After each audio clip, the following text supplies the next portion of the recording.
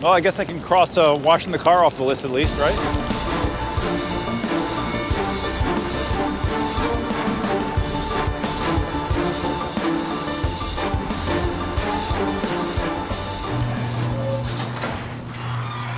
Yeah, look, it's Christmas time already. Yay. Yay. What's up, guys? Duff here. Remember I said, I think at the end of the last video, how we really have to get new elbow pads. I got the same elbow pads, but I got a different helmet, if you haven't noticed.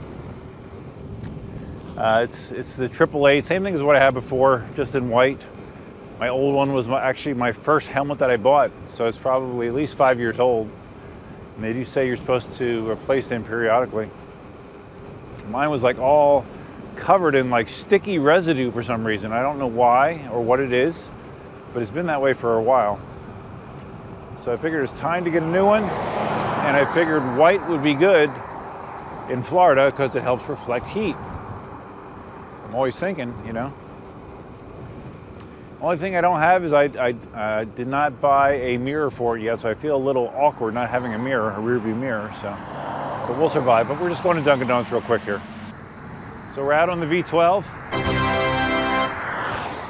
There's been a bunch of people that have been asking me about the V12 and specifically my firmware upgrade process. There was a shipload of like 300 V12s for e-wheels that came in recently. So a lot more people are getting their V12s now. And a lot of people, the first thing they're trying to do is upgrade the firmware. And my wheel has been recently upgraded. I upgraded on the last live stream to 1.54. Firmware 1.54. I'll show you a screenshot of what it looks like right there. And people are trying to do the same. They're trying to upgrade their firmware. Primary reason a lot of the people in the United States want to upgrade their firmware is so they can get miles per hour on the display screen, like I have, which you probably can't see, but yeah, trust me, it's there. And evidently a lot of people are having problems. So I just wanted to talk about what I went through. I did mention my firmware, but I did it live on stream. I didn't do a formal video about it. And there were some glitches along the way, so I just want to talk about what I ran into, and that may or may not help you in your process. All right, so like I mentioned, I upgraded my firmware on stream. And I just went to the update section of the app and said, hey, you got new firmware? And he said, okay, great, let's load it. Let's see if this truck waits. He's waiting, good.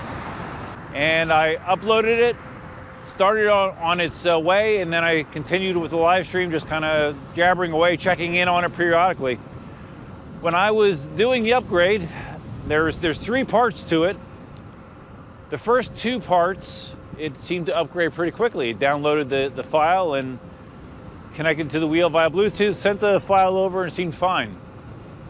The third part of the upgrade, it upgrades the BLE board, which I believe is the Bluetooth board, and mine seemed to just stop there. It did not progress past upgrading the BLE board. It said completed 2 of 3, would not go any further, and on my display screen it showed 20% complete and just stayed there, did not change. So there was someone on stream that had done the upgrade before, and he actually helped kind of guide me a little bit. I think it was Bill H. And he said he had the same problem.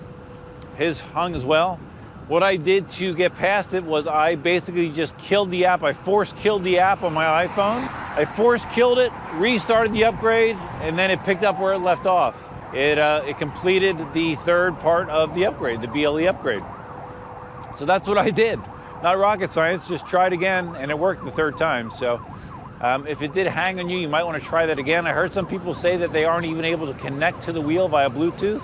Some of them are saying that they think that they bricked their wheel. So luckily that did not happen to me, but that is what I had to go through to get the firmware upgrade installed.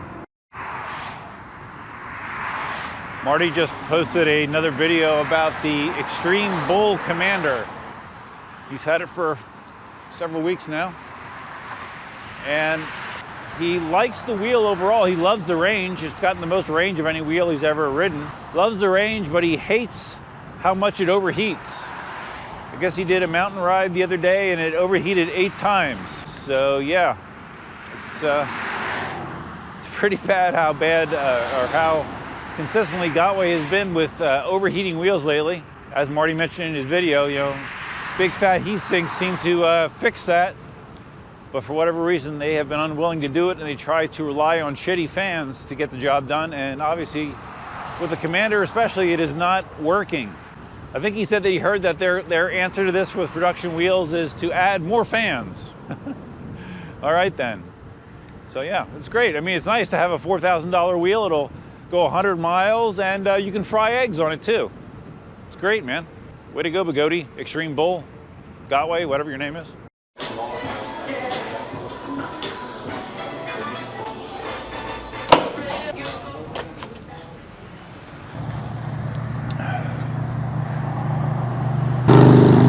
All right, first sip's always the most important. Oh, it's hot. Do not blow over, camera. Hi. Okay. Need to get back because I was gonna wash the car quick, hopefully. I don't know. It's gonna be dark soon. Who knows? Maybe not. We're going the back way. Extreme. Okay, so let's see. Any other wheel stuff going on before I start whining and complaining about non-wheel stuff? Who knows? So one of the things I have to do in the next couple of days is I have to start getting my stuff together for my road trip. I'm going to be driving to the Dallas area to visit my sister for Thanksgiving. Part of that, there is going to be a PEV component to that. I am bringing probably my V12, my one-wheel XR, and I'm actually also going to bring my Ninebot 1E Plus. So I'm going to see if my niece and nephew have any interest in learning. Got a doggy here. See if they have any interest in learning the EUC, and if they do and they like it, I'll just let them keep it. You know, because I haven't been riding it anyway. So that's what I'm thinking I might do. I might come back with one less PEV in my collection.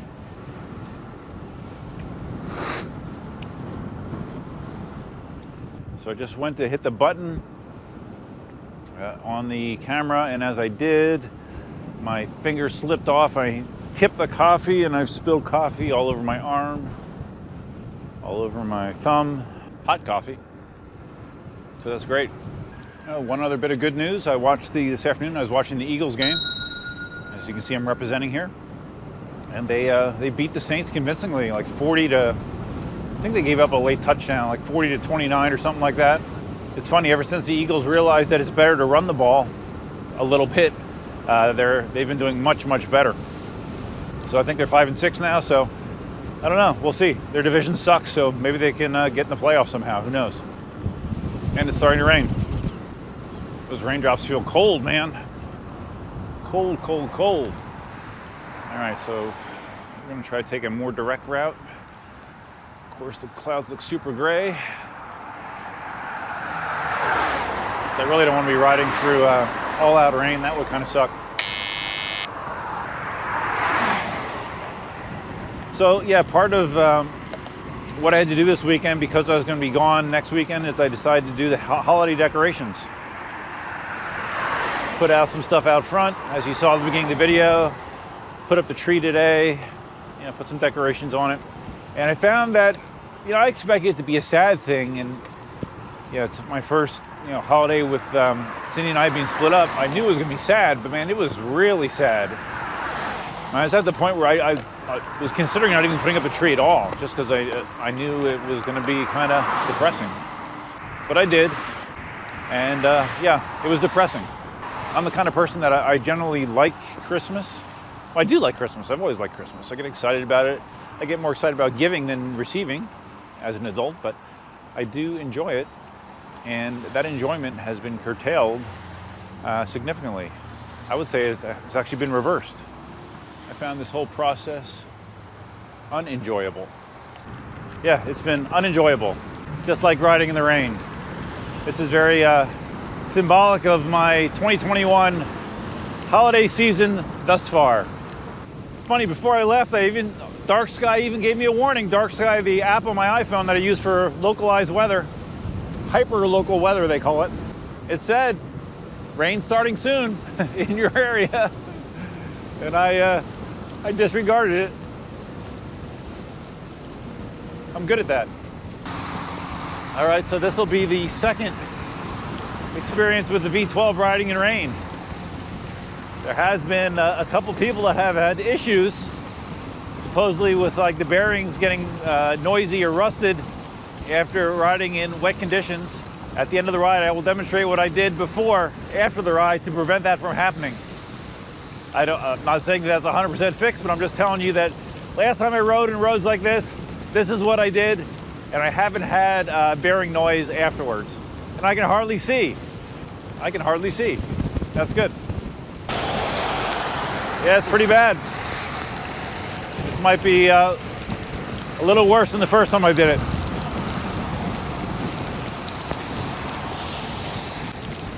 Well, that's good. At least I don't have to take a shower tonight, right? Another advantage of being solo, you can bathe less often. Well, I guess I can cross washing the car off the list at least, right? See, there you go. There's the sunny side to this situation. I need to try to do that more often, find that sunny side instead of the dark, cobweb-covered, slimy side. Oh man, I'm wet. Yeah, this is definitely more water exposure than I had the first time, so hopefully the second time is as charming as the first time. Totally drenched. Oh my God, I even have there's a pool of water in the little bathtub in the top of the V12. This is what I did last time for the V12 after riding in rain. And that's what I'm gonna do this time. We're gonna let it spin out a couple times.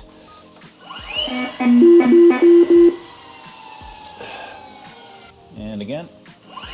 And you can see all the water getting thrown off here. And because it's wetter than last time, we're going to do one more time.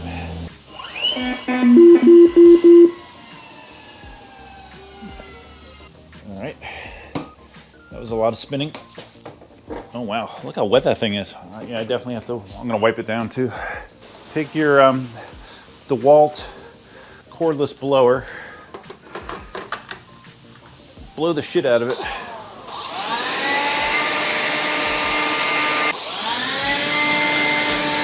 Don't forget to do both sides.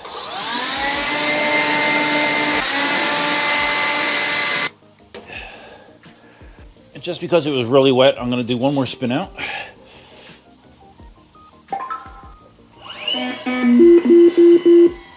Okay, I didn't really see any significant water come off the wheel that time. That's kind of what I was looking for. All right, guys, so I guess that's going to wrap it up. I had no intentions of this being a water resistance test, my second water resistance test on the V12, but it turned out to be my most significant one to date.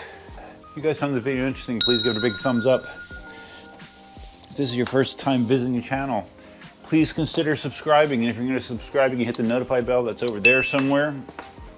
Big thanks to my channel members. I haven't checked today. Last time I checked, there was still 10 people that are members of the channel. That's a way you can support the channel. Right here's their names. Huge thanks to all my members. This will be probably the last time you hear from me for a little while. Like I said, I'm going to be heading west to Texas, and I will be documenting that ride in the Tesla, more or less. See what kind of interesting things I run into along the way. Road trips are pretty interesting, so we'll see what happens. So yeah, that's it, guys. Got to go change my clothes, and hope you had a great weekend. Happy Thanksgiving, and until next time, Duckman out. Oh, I just want to mention too, I forgot to mention, should you have to do this stuff that I just did here, should you have to spin it out, should you have to make all these precautions after you ride in the rain? Ideally, no. Ideally, you wouldn't have to do that, but since I had water destroy the bearings on my V11, I'm very paranoid about it. I really like the V12. I don't want to have bearing issues, so I don't mind spending 3 minutes to do this.